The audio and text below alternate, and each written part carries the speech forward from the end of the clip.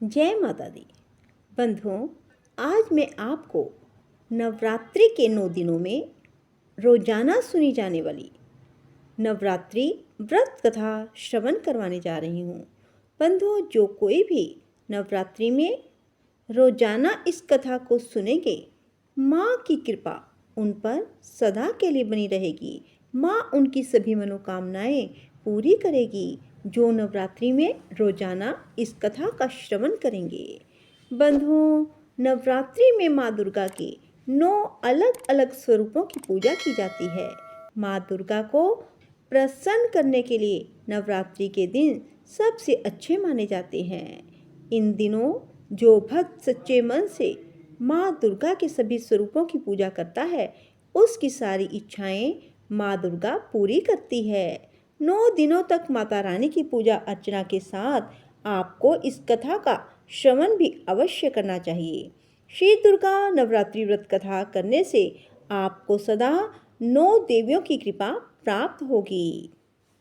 बोलो दुर्गा माता की जय हो। ओम ऐं ह्रीं श्रीं क्लीं चामुंडाई विच्चे नमः। बृहस्पति जी बोले, हे ब्रह्मा जी, आप अत्यंत बुद्धिमान, सर्वशास्त्र और चारों वेदों को जानने वालों में श्रेष्ठ हो। हे प्रभु, कृपा कर मेरा वचन सुनो। चैत्र, आश्विन, माघ और आषाढ़ के शुक्ल पक्ष में नवरात्रि का व्रत और उत्सव क्यों किया जाता है? हे भगवान, इस व्रत का फल क्या है? किस प्रकार करना चाहिए और पहले इस व्रत को किसने किया? ये सब हमें बताइए। बृहस्पति जी का ऐसा प्रश्न सुनकर ब्रह्मा जी कहने लगे, हे बृहस्पति, प्राणियों का हित करने की इच्छा से तुमने बहुत ही अच्छा प्रश्न किया है। जो मनुष्य मनोरथ पूर्ण करने वाली दुर्गा, महादेवी, सूर्य और नारायण का ध्यान करते हैं, वे मनुष्य धन्य है। यह नवरात्रि व्रत संपूर्ण कामनाओं को पूर्ण करने वाला है। इसके करने से पुत्र चाहने वाले को पुत्र, धन चाहने वाले को धन, विद्या चाहने वाले को विद्या और सुख चाहने वाले को सुख मिल सकता है। इस व्रत को करने से रोगी मनुष्य का रोग दूर हो जाता है और कारागार में पड़ा हुआ मनुष्य बंधन से छूट जाता है। मनुष्य की तमाम विपत्तियां दूर हो जाती हैं और उसके घर में संपूर्ण संपत्तियां आकर उपस्थित हो जाती हैं। बंध्या और काक बंध्या के इस व्रत के करने से पुत्र हो जाता है। समस्त पापों को दूर करने वाले इस व्रत के करने से ऐसा कौन सा मनोरथ है जो सिद्ध नहीं हो सकता? यदि व्रत करने वाला मनुष्य सारे दिन का उपवास ना कर सके तो एक समय भोजन करे। उस दिन बांधवों सहित नवरात्रि व्रत की कथा श्रवण करे। हे बृहस्पति, जिसने पहले इस महाव्रत को किया है उसका पवित्र इतिहास मैं तुम्हें सुनाता हूँ, तुम ध्यान पूर्वक सुनो। इस प्रकार ब्रह्मा जी के वचन सुनकर ब्रह्मा जी बोले, हे ब्राह्मण, मनुष्यों को कल्याण करने वाले इस व्रत के इतिहास को मेरे लिए कहा। मैं सावधान होकर सुन रहा हूँ। आपकी शरण आए हुए मुझ पर कृपा करो। ब्रह्मा जी बोले, पीठत नाम के मनोहर नगर में एक अनाथ नाम का ब्राह्मण रहता था। वह भगवती दुर्गा का भक्त था। उसके संपूर्ण सद्गुणों से युक्त मानो ब्रह्मा की सबसे पहली रचना हो ऐसी यथार्थ नाम वाली सुमति नाम की एक अत्यंत सुंदर कन्या पैदा हुई। वह कन्या सुमति अपने घर में बालकपन में अपनी सहेलियों के साथ क्रीड़ा करती हुई इस प्रकार बढ़ने लगी जैसे शुक्ल पक्ष में चंद्रमा की कला बढ़ती है। उसका पिता प्रतिदिन दुर्गा माँ की पूजा और होम किया करता था। उस समय वह भी नियम से वहां उपस्थित होती थी। एक दिन वह सुमति अपनी सखियों के साथ खेलने लग गई और भगवती के पूजन में उपस्थित नहीं हुई। उसके पिता को पुत्री की ऐसी असावधानी देखकर क्रोध आया और पुत्री से कहने लगा कि हे दुष्ट पुत्री, आज प्रभात से तुमने भगवती का पूजन नहीं किया। इस कारण मैं किसी कुष्ठी और जय माता दी दरिद्र मनुष्य के साथ तेरा विवाह कर दूं। इस कारण मैं किसी कुष्ठी दरिद्र मनुष्य के साथ तेरा विवाह करूंगा।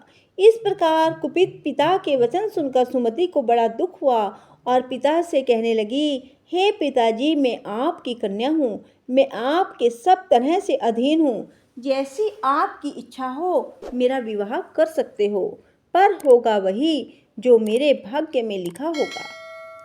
मेरा तो इस पर पूर्ण विश्वास है। मनुष्य ना जाने कितने मनोरथों का चिंतन करता है, पर होता वही है जो भाग्य में विधाता ने लिखा है। जो जैसा करता है उसको फल भी उस कर्म के अनुसार ही मिलता है, क्योंकि कर्म करना मनुष्य के अधीन है, पर फल देव के अधीन है।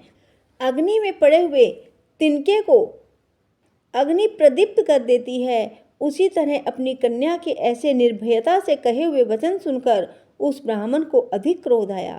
तब उसने अपनी कन्या का एक कुष्ठी के साथ विवाह कर दिया और अत्यंत क्रुद्ध होकर पुत्री से कहने लगा, जाओ जाओ, जल्दी जाओ, अपने कर्म का फल भोगो, देखें केवल भाग्य भरोसे रहकर क्या करती हैं।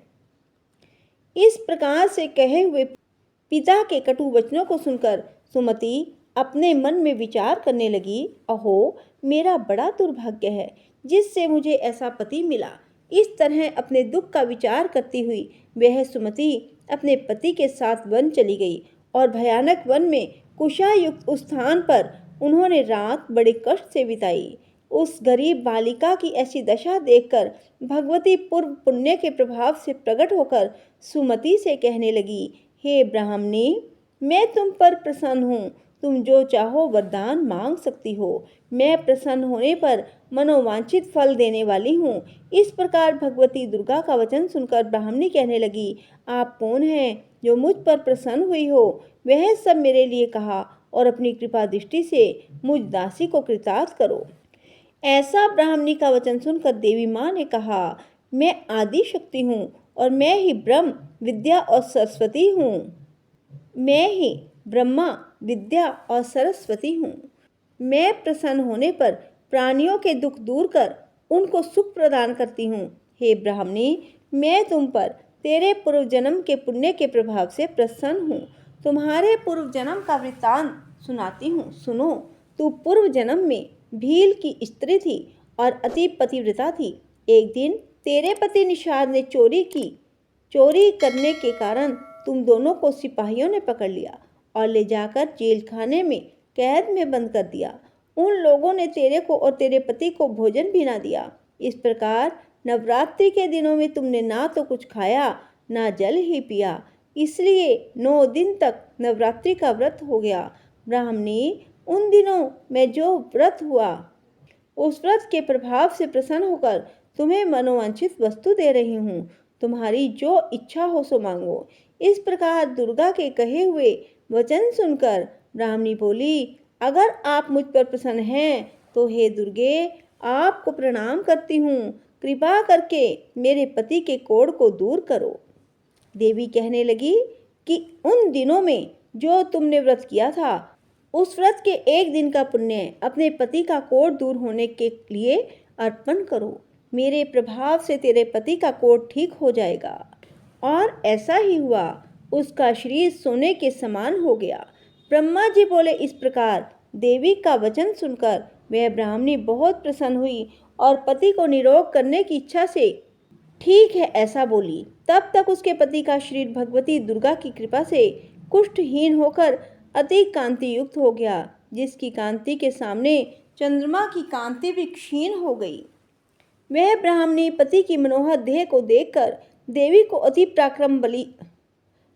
पराक्रमी वाली समझकर स्तुति करने लगी। हे दुर्गे माँ, आप दुर्गति को दूर करने वाली, तीनों जगत का संताप हरने वाली, समस्त दुखों को दूर करने वाली, रोगी मनुष्य को निरोगी करने वाली, प्रसन्न होने पर मनोवांछित वस्तु को देने वाली और दुष्ट मनुष्य का नाश करने वाली हो। तुम ही सारे जगत की माता और पिता हो। हे अम्बे, मुझ अपराध रहित अबला की मेरे पिता ने कुष्ठ के साथ विवाह कर मुझे घर से निकाल दिया। उसकी निकाली हुई मैं पृथ्वी पर घूमने लगी। आपने ही मेरा इस आपत्ति रूपी समुद्र से उद्धार किया है। हे माँ, आपको प्रणाम करती हूँ, मुझ दीन की रक्षा करो। ब्रह्मा जी बोले, हे बृहस्पति।